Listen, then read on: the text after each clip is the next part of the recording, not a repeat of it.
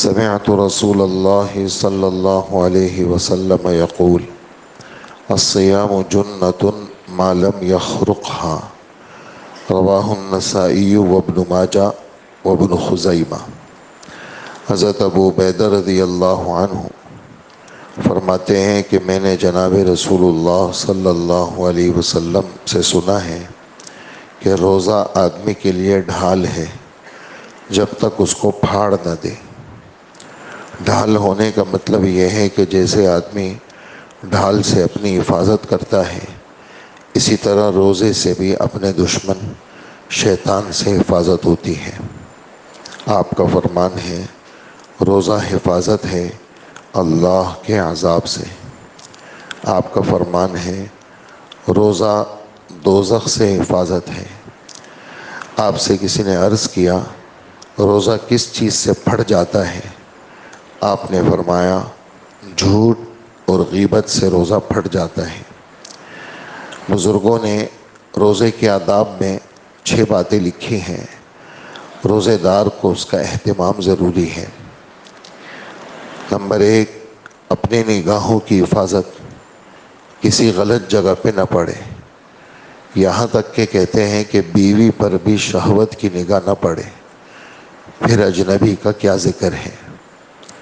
اسی طرح کسی لہو لعب وغیرہ ناجائز جگہ میں نہ پڑے۔ جناب رسول اللہ صلی اللہ علیہ وسلم کا پاک ارشاد ہے کہ نگاہ ابلیس کے تیروں میں سے ایک تیر ہے۔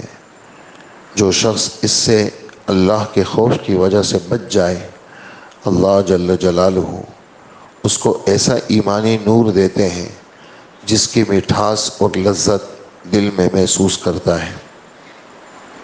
دوسری چیز زبان کی حفاظت ہے۔ جھوٹ، چغل خوری، لغو بکواس، غیبت، بدگوئی، بد کلامی، جھگڑا سب اس میں داخل ہیں۔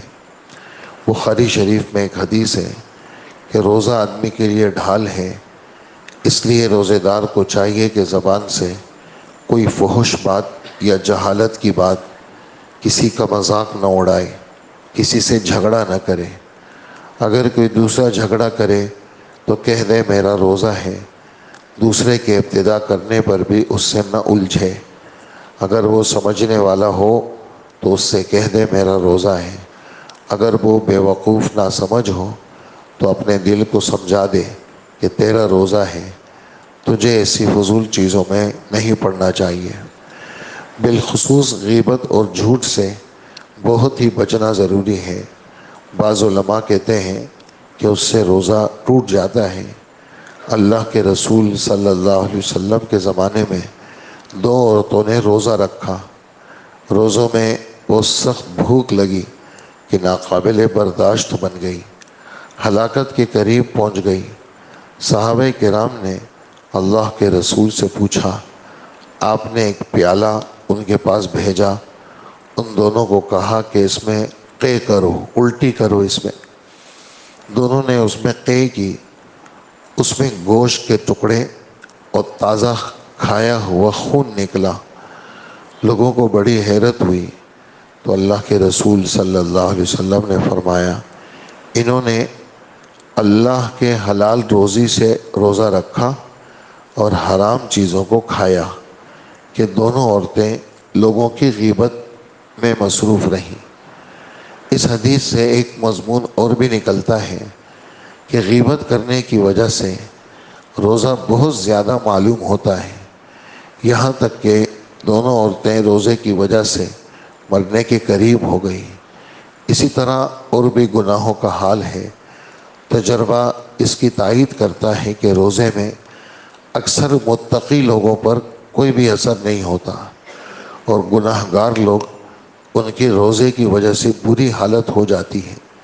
اگر یہ فاسق لوگ یہ چاہیں کہ روزہ نہ لگیں، تب بھی اس کی بہتر صورت یہ ہے کہ گناہوں سے بچیں، خاص کر غیبت سے، جس کو لوگوں نے روزہ کاٹنے کا مشغلہ بنایا ہے۔ اللہ تعالیٰ نے اپنے کلام میں غیبت کو اپنے بھائی کے مردار گوشت سے تعبیر کیا ہے، اور احادیث میں بکثرت واقعات آئے ہیں جس سے صاف پتہ چلتا ہے کہ جس شخص کی غیبت کی گئی اس کا حقیقتاً گوشت کھایا جا رہا ہے۔ اللہ کے رسول صلی اللہ علیہ وسلم نے ایک مرتبہ چند لوگوں کو دیکھا، آپ نے فرمایا دانتوں میں خلال کرو۔ انہوں نے عرض کی اللہ کے رسول ہم نے تو آج گوشت چکھا بھی نہیں۔ آپ نے فرمایا فلاں آدمی کا گوشت تمہارے دانتوں کو لگ رہا ہے، معلوم یہ ہوا اس کی غیبت کی ہے۔ اللہ ہم سب کو اپنے امان میں رکھے، ہم لوگ اس سے بہت غافل ہیں۔ عوام کا ذکر تو کیا، خاص اچھے پڑھے لکھے نیک و دیندار لوگ وہ بھی اس میں مصروف ہیں۔ دنیا دار کو چھوڑ دیجئے، دینداروں کی مجلس سے بھی اس سے کم خالی ہوتی ہیں۔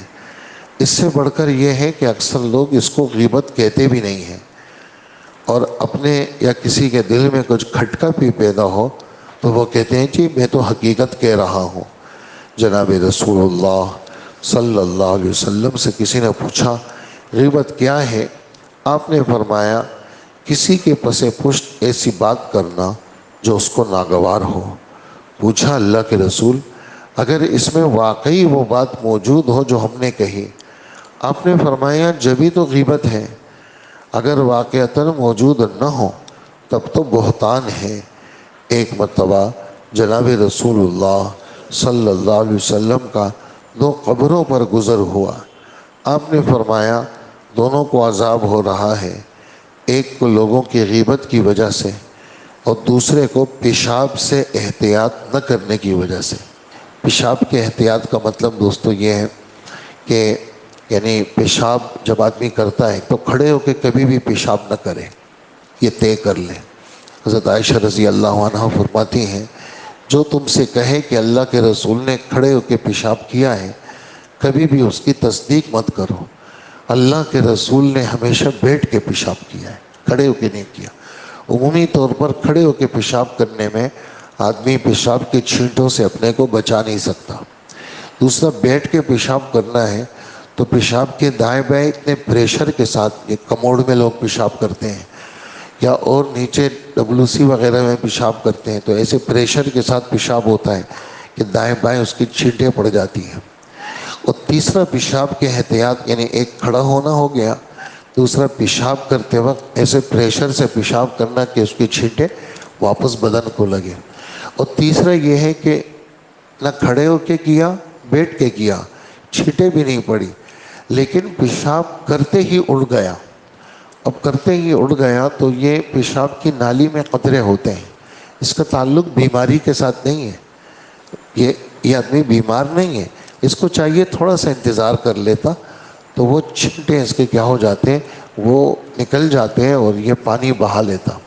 اس کی آسان صورت یہ ہے یہ جو ٹوائلٹ پیپر ہے، ٹیشو پیپر، اس کو ذرا اپنے پاس رکھیں۔ اگر آپ گھر میں نہیں ہیں، دکان میں ہیں اور صبح نکل رہے ہیں اور باہر ورکنگ کے اندر ہے تو آپ کے جیب میں ٹیشو پیپر ہو، مسجد میں جیسے استنجا کرنا ہے یا عوامی جگہوں پہ جانا ہے تو پیشاب کے بعد اس کے 2-3 پیس لے کر کے الٹے ہاتھ سے پیشاب والی جگہ پہ رکھ لیں اس کو، اور تھوڑی دیر کے لیے کھڑے ہو جائیں، آدھے منٹ کے لیے۔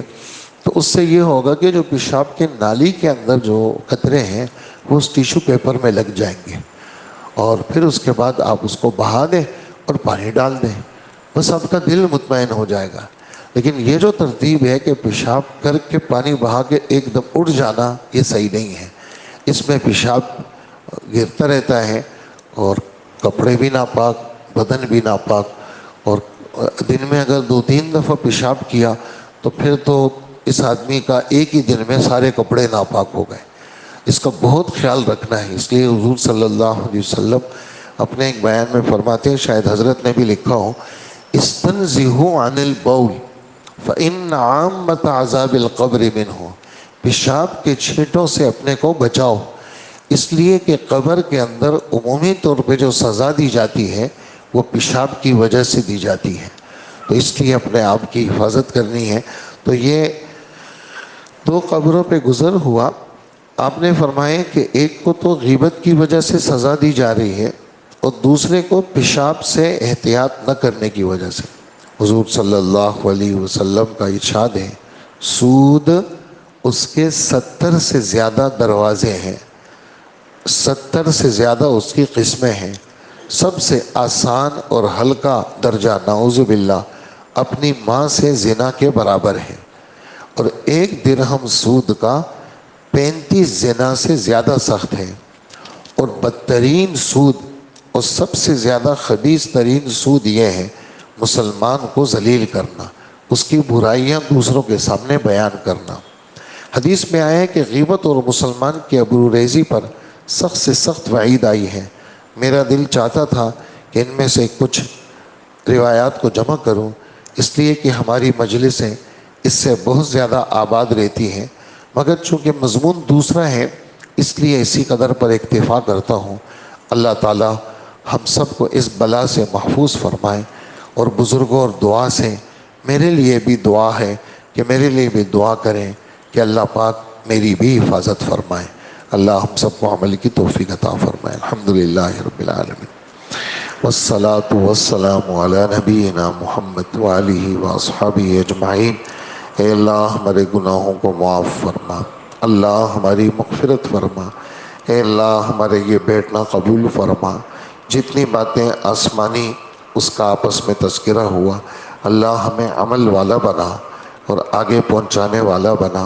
اللہ ہمارے روزوں کی حفاظت فرما، اللہ ہمارے روزوں کی حفاظت فرما، اللہ ہمارے روزوں کی حفاظت فرما، خاص کر آنکھوں کی حفاظت ہم سب کو نصیب فرما۔ ہمارے تنہائیوں کو اے اللہ گناہوں سے پاک فرما۔ اے اللہ ہمیں قرآن کا عاشق بنا، قرآن کا پڑھنے والا بنا۔ یا اللہ دن گزر رہے ہیں اور ہماری تلاوت میں بڑھوتری نہیں ہو رہی، اے اللہ 10-15 سپارے روزانہ ہمیں پڑھنے والا بنا۔ کثرت تلاوت نصیب فرما، کثرت تلاوت نصیب فرما، کثرت تلاوت نصیب فرما، ہماری دعاؤں کو قبول فرما۔ وصلی اللہ وسلم علی نبینا محمد وآلہ واصحابہ اجمعین برحمتک یا